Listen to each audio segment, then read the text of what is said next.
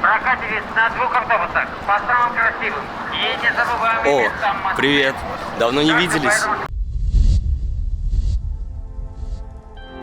Москва. Прекрасная солнечная погода. Много красивых, счастливых людей. И все говорит о том, что мы едем в Казахстан. Ну да, ничего не говорит о Казахстане. Но так как у меня вылет уже через несколько часов, со всех сторон я слышу: Казахстан зовет тебя.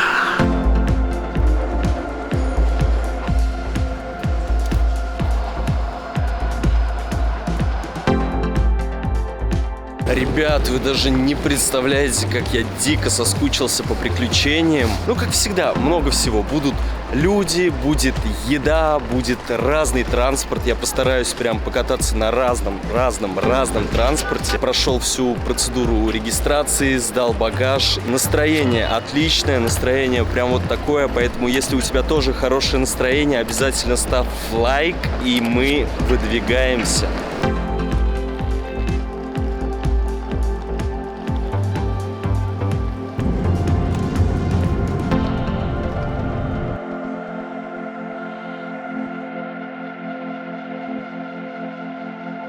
Добро пожаловать в Ташкент. У меня в Ташкенте пересадка. Мне сейчас несколько часов нужно будет подождать. Потом я лечу в Нур-Султан. Но как меня вообще здесь встретили? Что у меня здесь случилось? Меня на час задержали, а все дело в том, что я не знал. Оказывается, сюда нельзя ввозить дроны. Мы сейчас составили акт, у меня забрали дрон, и теперь, когда я буду вылетать отсюда, мне его отдадут. И, кстати, завоз дронов в Узбекистан светит от 3 до 5 лет. Угу. Сразу же смотрите, какие интересные, красивые деревья, всякие диковинные птички, прям красивенько так поют. Мне все нравится, я уже на волне путешествия. Набегался с дроном, вот что мы сделали. Опечатали его, провожали прям практически до самолета. Сейчас уже началась посадка, скоро буду в Нур-Султане. Увидимся там.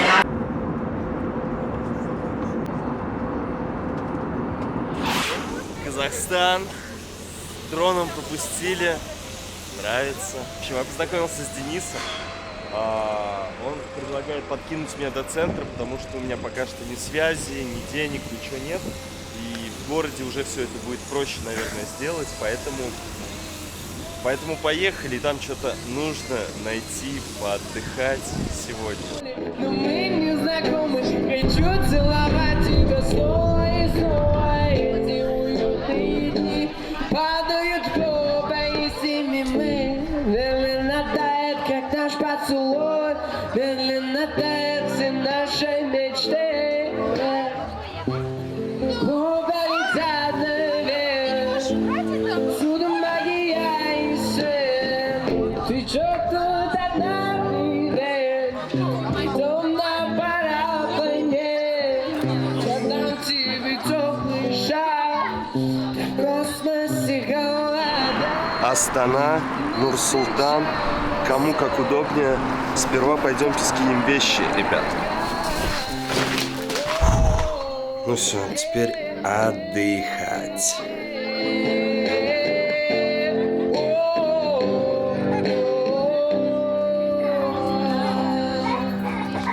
Спасибо.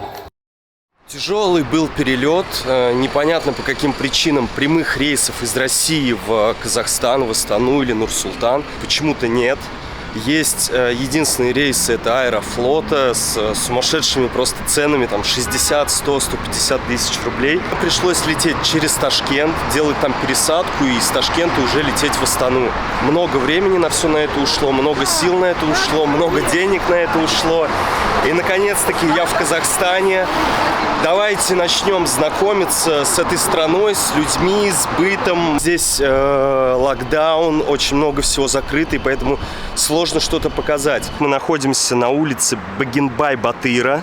как говорят, это не очень спокойный район. К тому же здесь неподалеку, вот в ту сторону, находится железнодорожный вокзал. И там проходит улица Гетте. Вот, на нее точно сказали лучше не заходить, особенно в вечернее время. И мы сейчас направимся в сторону центра. Это правый берег Нур-Султана. Левый берег — это новый город, где как раз-таки находится Байтерек, до которого, я думаю, мы доберемся. Правый берег в основном застроен вот такими старыми пятиэтажками.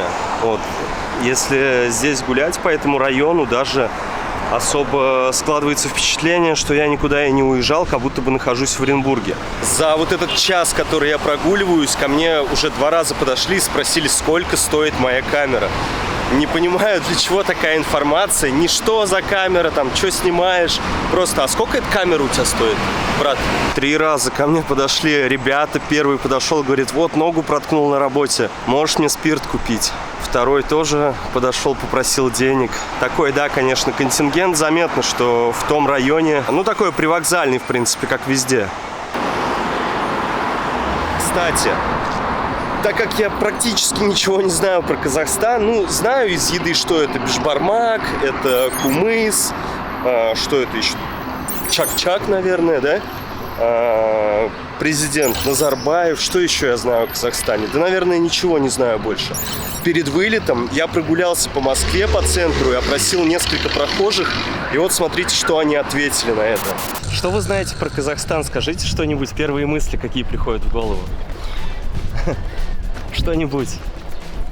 Я просто сегодня туда отправляюсь и ничего не знаю о нем. Ну, я только там родились. А, серьезно? Да. А в каком городе? Маканчи. Маканчи даже не слышал, хотя... Ну вот, а Семипалатинская область. спрашиваете. Хотя год пробыл там. Вопросы здесь. А я Палатинцы, знаете? Семипалатин знаю. Вот рядышком. Алматы. Маканчак, что красиво. Алматы? Да. А что там хорошего? Там очень много музеев, Ага. там очень много есть на что посмотреть, там очень красивые гостеприимные люди, несмотря на весь раздрай. Поэтому советуем посетить в первую очередь Знаете, Алматы. самое главное, музей есть везде. Ну да, да. Вы сходите на Бахчи, где арбузы растут. О, Вот заходишь, отличная идея. как море. В ту сторону неизвестно сколько километров, и в ту сторону то же самое. Рык закрываешь створочки, раздеваешься догола, ложишься и балдеешь. Вода ледяная, а на поверхности плюс 45. Представьте, какой кайф получаешь. Скажите, что вы знаете про Казахстан? Что первое в голову приходит вообще? Не знаю, ну, почему вы в Москве спрашиваете про Казахстан? Я просто сегодня улетаю в Казахстан, и я улетаю в страны без подготовки, ничего не знаю, вот сейчас хожу спрашиваю. Мы знаем про плов. Понятное дело, что регионы, которые находятся на границе с Казахстаном, знают больше информации, знают больше самих казахов, менталитет, там, какую-то, может быть, культуру. Тот, кто дальше, ничего не знает, и нужно место потише. Так лучше. Когда-то мое видео попало к вам в рекомендации, либо попало к вашим друзьям в рекомендации, после чего они посоветовали мой канал и вам. С того момента мы вместе. А знаете, благодаря кому вот так вот получилось? Благодаря дата-сайентистам. А еще, вы думали когда-нибудь переехать в другой город или, может быть, в другую страну? Может быть, вы хотели начать работать удаленно и уже отправиться в путешествие? В таком случае немаловажно подобрать профессию, актуальную профессию, востребованную профессию и с высоким доходом, чтобы она была хорошо оплачиваемая. Предлагаю обратить внимание на специалистов Data Science, спрос на которых растет по всему миру. Нейросети, анализ данных, умная лента социальных сетей и даже прогноз развития пандемий. Это все они. Согласно исследованиям Glassdoor, средняя зарплата дата-сайентиста $115 тысяч. Зачем я учился в железнодорожном? А вот зарплата по другим компаниям. Facebook, Google, Microsoft, Airbnb, Amazon. Переехать в США, Европу или работать удаленно из своей страны, при этом оставаясь актуальным специалистом, поможет обучение на курсе Data Science в школе Skill Factory. За год обучения вы с нуля научитесь программировать на Python, анализировать данные, обучать нейронные сети и строить прогнозные модели, которые помогают бизнесу принимать оптимальные решения. За такие навыки работодатель готов платить хорошие деньги. 80% обучения практика, так как сами преподаватели курса практики, работающие в Яндексе и Nvidia. Skill Factory предлагает удобный формат обучения, который позволит идти в своем темпе. Даже есть возможность заморозить курс на время, если, например, у вас появились неотложные дела или вы хотите отдохнуть. А ментор, который всегда будет на связи, поможет сохранить высокую мотивацию. К окончанию обучения Skill Factory поможет вам с трудоустройством, а свои первые деньги вы сможете зарабатывать, будучи студентом. Бывают случаи, когда студентов прямо во время обучения берут на работу с зарплатой в 130 тысяч рублей. Об эффективности курса вы можете посмотреть реальные отзывы на Гугле и отзывике. В общем, вы поняли, курс огонь. Ссылка на подробное описание курса Data Scientist под видео, а по моему промокоду КУЗЕН будет действовать скидка 45%, которая продлится 7 дней после выхода этого ролика. Поэтому поторопитесь, переходите по ссылке и заполняйте заявку на обучение. Всем удачи! На многих указателях есть еще вот этот QR-код. Интересно, для чего он? Здравствуйте, а можно спросить, пожалуйста, вас, почему вот на адресах QR-код еще указан? Для чего это нужно? Я так полагаю, это индекс. А, индекс? Нужно, да, определить. Ага, Через QR. спасибо. Вообще, первое, на что обратил внимание, в Астане очень, просто невероятно много ломбардов. И, как правило, если есть ломбард, рядом где-то должен находиться нотариус. Ну и на третьем месте это обменные пункты. Вот как раз-таки на этой улице, смотрите, их очень много. На этой стороне, на той стороне, там везде обменные пункты. Все, деньги я поменял. Вот так вот они выглядят. Казахские деньги, тенге, реально очень красивые. Единственное, еще неудобно, когда держишь, они вот такие широкие, и они сминаются прям после российских рублей или там каких-нибудь других рублей, других стран. Реально они прям очень широкие. Через весь город протекает река Ишим. И вот где мы гуляли сейчас, вот это правый берег, а вот это левый берег. И вот на нем, вот там вдалеке можно видеть, я не знаю, как называется этот район, назовем его Астана-Сити.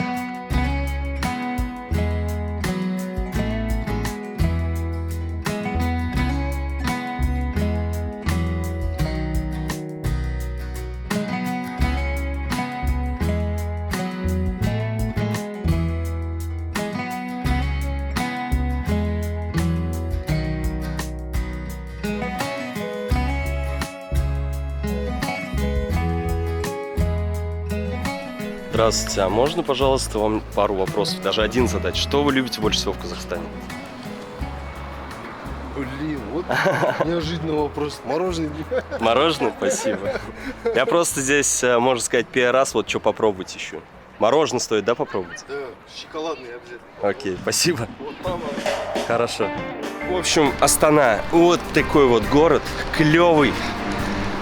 Правый берег, который старый, левый берег неудобный, от дома до дома, как по футбольному полю ходишь, просто все очень долго. Сегодня я взял рюкзак и выезжаю в юго-восточную область. Она так и называется, юго-восточная. Кстати, да, ребят, подписывайтесь, если вы не подписаны. Обязательно ставьте лайк. Впереди дорога, много интересного. Ребят, скажите, пожалуйста, будет что-нибудь интересное? Ребят, скажите, пожалуйста, будет что-нибудь интересное? Нет? Да чё вы?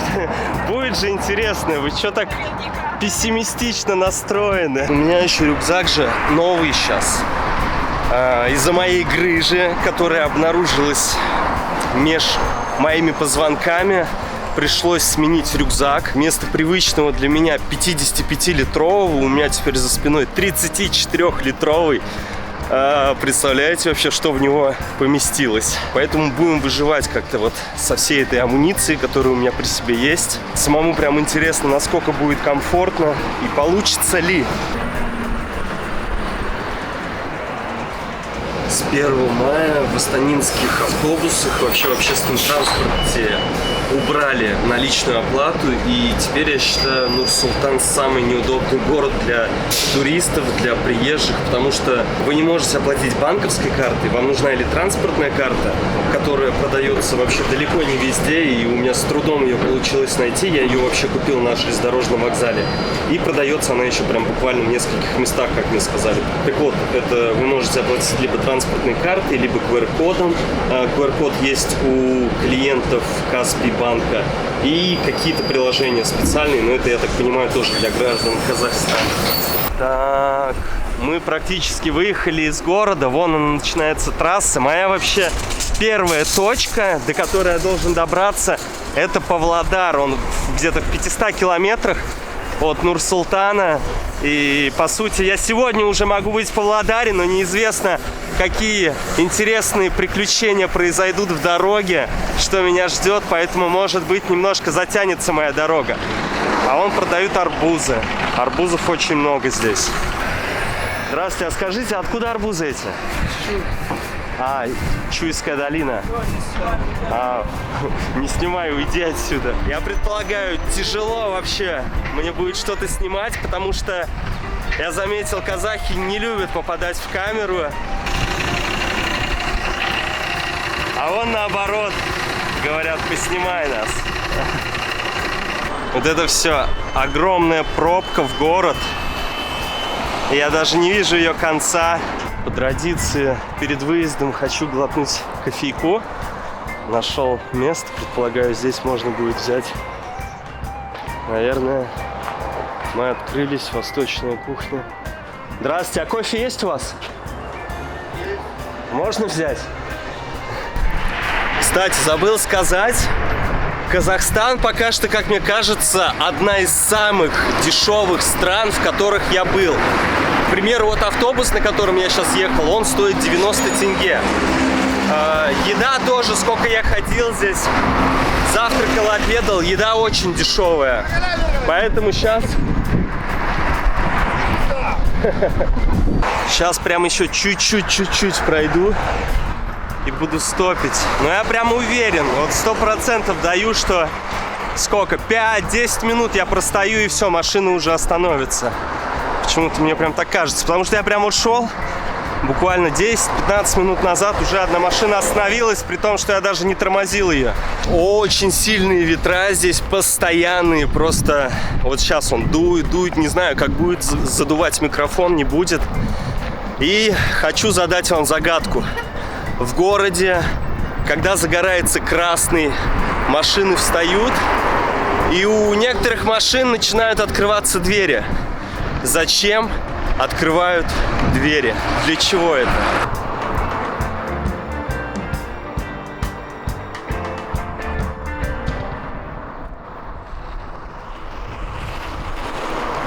В сторону Павлодара подкинете сколько-нибудь? И вот, не доезжая поста, отдают есть. Неважно, сколько-нибудь. Давай. Можно, да? Бесплатно?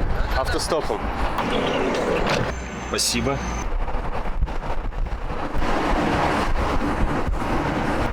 Здесь оставить или на повороте? Да, здесь без разницы. Ага. Спасибо большое.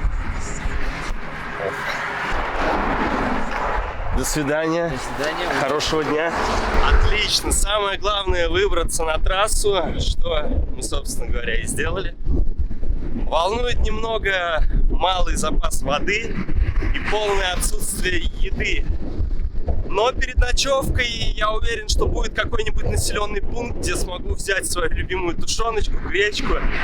Реально соскучился уже давно, совсем не было у меня такой еды. Поэтому сегодня я себя обеспечу вкусностями. Чуть подальше, где-то за Павлодаром, предполагаю, начнутся горы. Будет красивенько.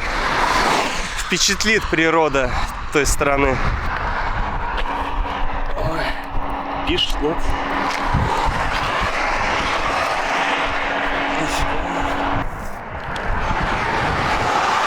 Внимание, гололед!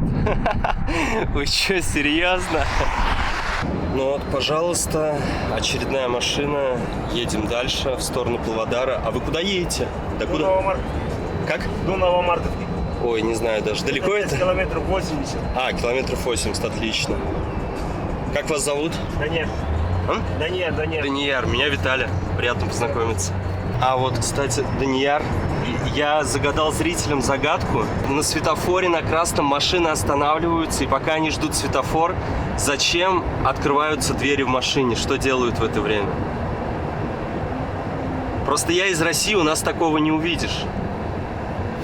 Знаете для чего? Для чего? Чтобы сплюнуть на свай.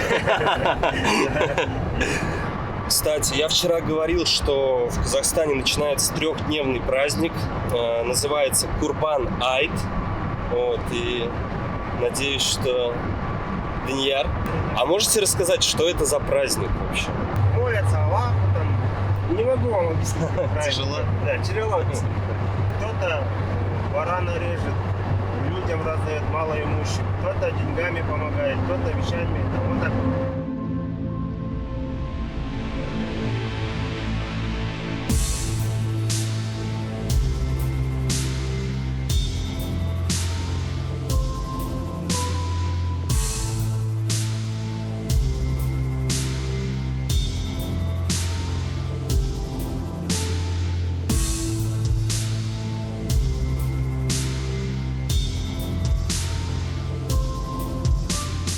Спасибо большое. Еще раз с праздником.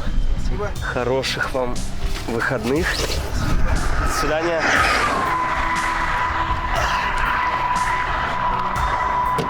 Ну вот, зато ближайшие 3 дня я уверен, что у меня будет очень хороший автостоп. Проехали 80 километров, и впереди очень пугает меня погода. Потому что там реально прям все черное. И льет сильный дождь. Не знаю, надо будет где-то спрятаться. Такой прям ветер прохладный уже пошел. До Павлодара 348 километров.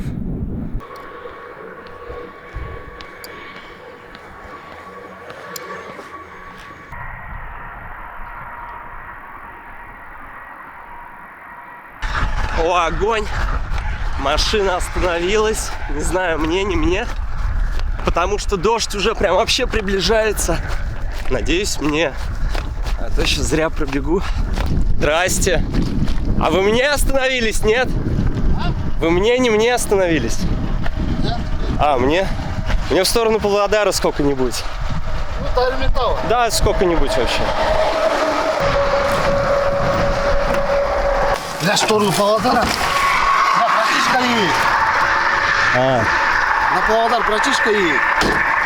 Я автостопом просто. Нет, братишка тоже на этом. Он на скане, на грузовом. О, супер. Сейчас я ему позвоню. Ага. Сейчас я ему позвоню, он едет сзади. Спасибо. Вообще отлично будет. Он до Павлодара едет как раз. Вовремя вы меня остановились, а то меня вообще накрыло серьезно здесь прям. Я так посмотрел, не местный, сразу пойду. Сейчас там металла дождя не будет, нормально будет, там все открыто, сейчас я братишке позвоню. Мен Малмаркада только астым, Селет Варгузин, блогер Ванды. Автостоппен жүретіндер бар ма?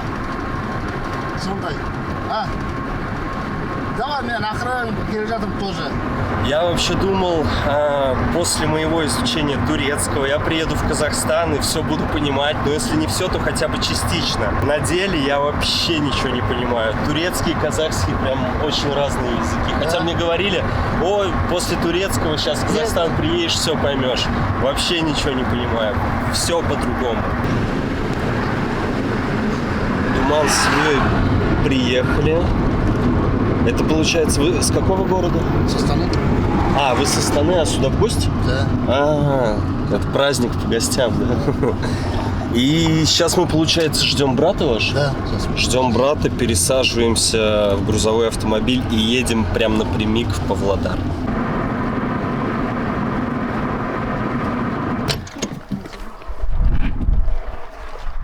Вот. Ну что, здесь уже поинтереснее. Уже холмистая такая местность. Ждем. Инкар говорит, Она подошла, говорит, нужно взять камеру. Она нашла что-то интересное. Что там интересного? Юрта? Да. Юрта, да. На той стороне дороги юрта. Ну, непонятно, это гостиница, наверное, какая-то или кафе, может быть. На этой красотке поедем сейчас в Ольво. Это родной брат младший Думана. Здрасте. Здорово. Как дела? Отлично.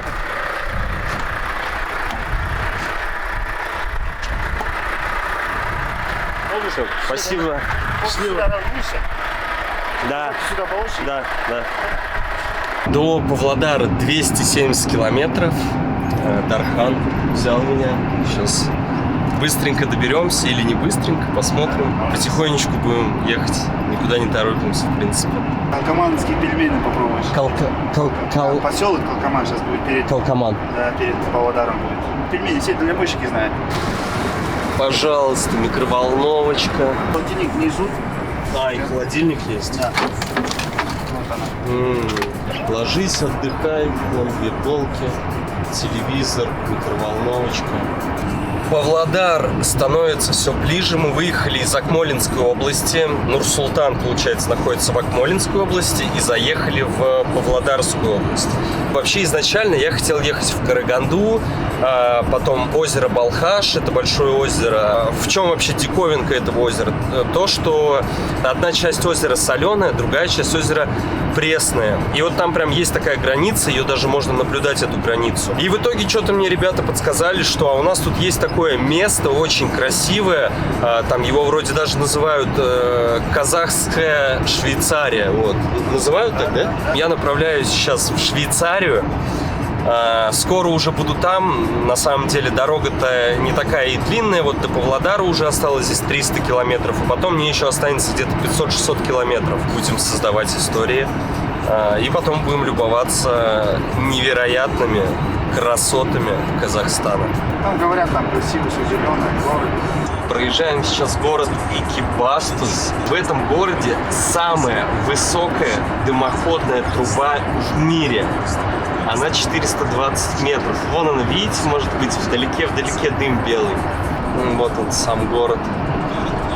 Там за озером. 70% земля? Да, наверное, да. Казахского.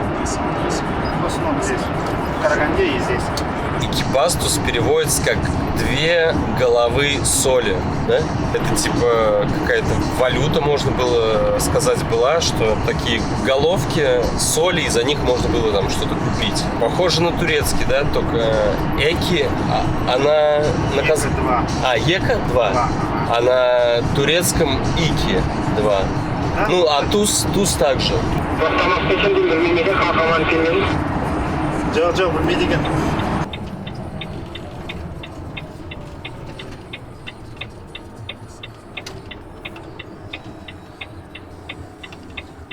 Я специально сразу местоположение у него во дворе сделал.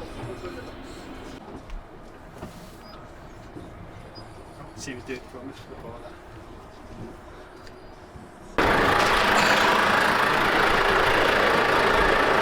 Идем есть самые вкусные пельмени. Как называется место? Калкоман. Сильно питание тоже. За это самое. Вечер поедем. Так, молоко кто? А второй что? Чай с молоком пьем. Это чай с молоком? Это чай с молоком. А что желтый, какой оранжевый? Крепкий зато. Интересно. Казахский чай. Ага. Да. Так что? Спасибо. Смотрят мои видео, говорят, давай меняться, мы тоже так сможем снимать, а ты делай пельмени. Ну все, наелись, пельмени, правда, вкусные, прям домашние. Чай здесь какой-то интересный, оранжевый. Мужики говорят, что у нас чай не настоящий, да? В России плохой крашеный чай. Ладно, до свидания. Давай, счастливо. Все, едем дальше, 70 километров.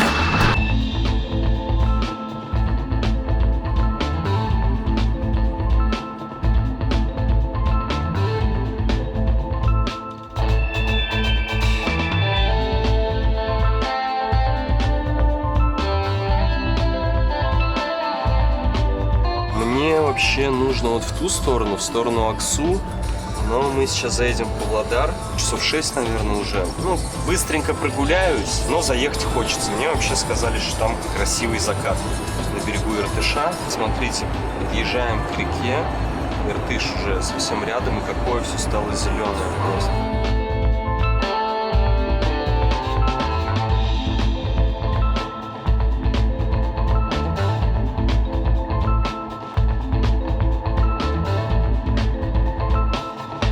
Жил тебе. Так, спасибо большое. Рад знакомству. Все, счастливо, хорошей дороги. Давай. Спасибо.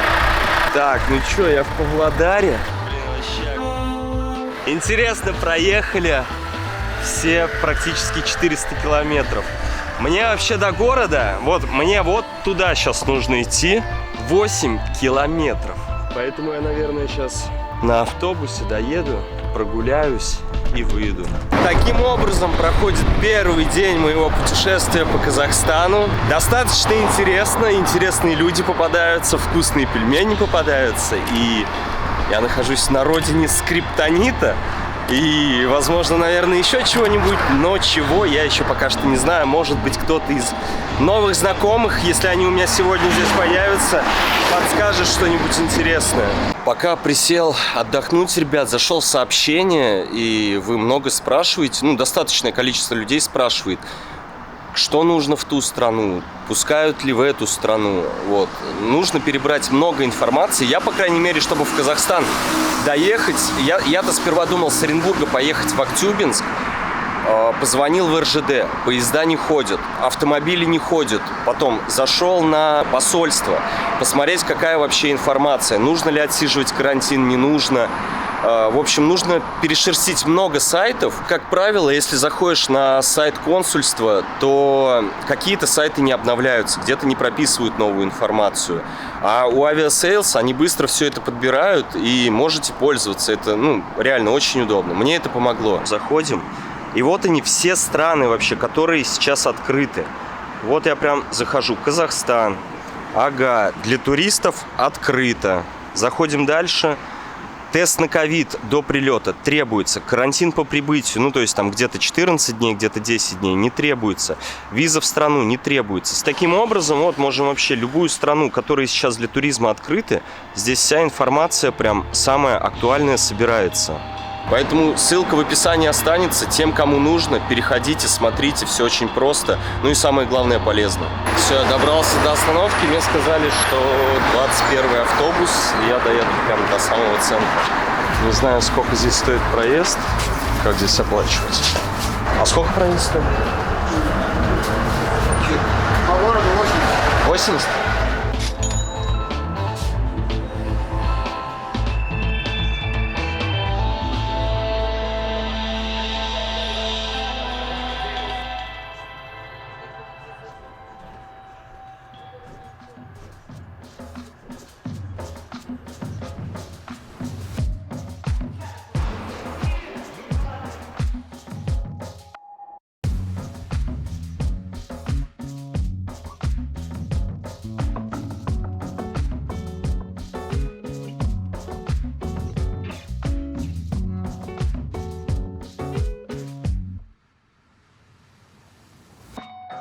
В общем, прогуливался, слушал здесь местных ребят, музыкантов, знакомился с Ришатом.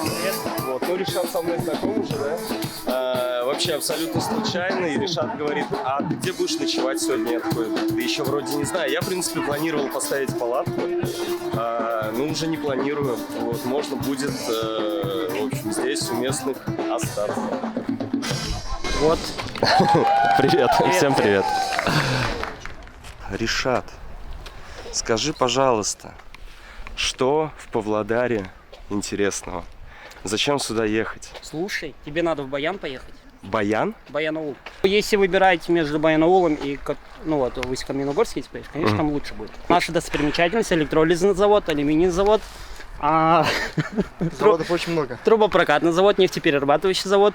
Представляете, что Ришат вообще задумал? Хочешь отправиться в путешествие? Расскажи, пожалуйста, каким образом? Я где-то 4 года назад путешествовал автостопом через Турцию, там Грузия, Армения, Азербайджан, Монголия, потом в Корее поработал, приехал. Сейчас тоже хотел отправиться в путешествие, но думаю, автостоп уже не так прикольно, слишком просто, наверное, для Казахстана. Поэтому я, наверное, отправлюсь на скейтборде, может, на лонгборде до Алматы. Пробный такой этап будет, 1500 километров. Посмотрим, что из этого... Самое интересное, я спрашиваю Ришата, а ты прям именно на скейтборде? Он такой, я не знаю, я еще не выбирал. Я говорю, а ты умеешь ездить? Он такой, нет, не умею. Как так? Почему на скейте ты не умеешь на нем ездить и на скейте хочешь? Так это же ограничения все в голове. Велосипед, это уже... Легко тоже. Да, уже все ездят на велосипеде. На электросамокате тоже не прикольно. Ну это круто.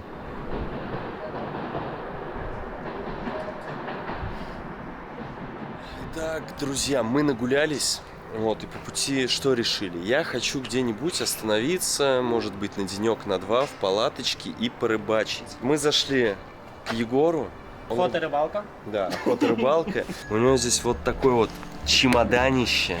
В общем, я отмотал себе немножечко плетенки, взял 2 крючка, и возможно, в скором времени порыбачу. Буду ловить крупную рыбу. Если камень с деревяшкой найдешь. Да, у меня будет вместо поплавка веточка. Все, сейчас уже собираемся. Так, эта дверь закрывается? Да. Помогает мне с рюкзаком.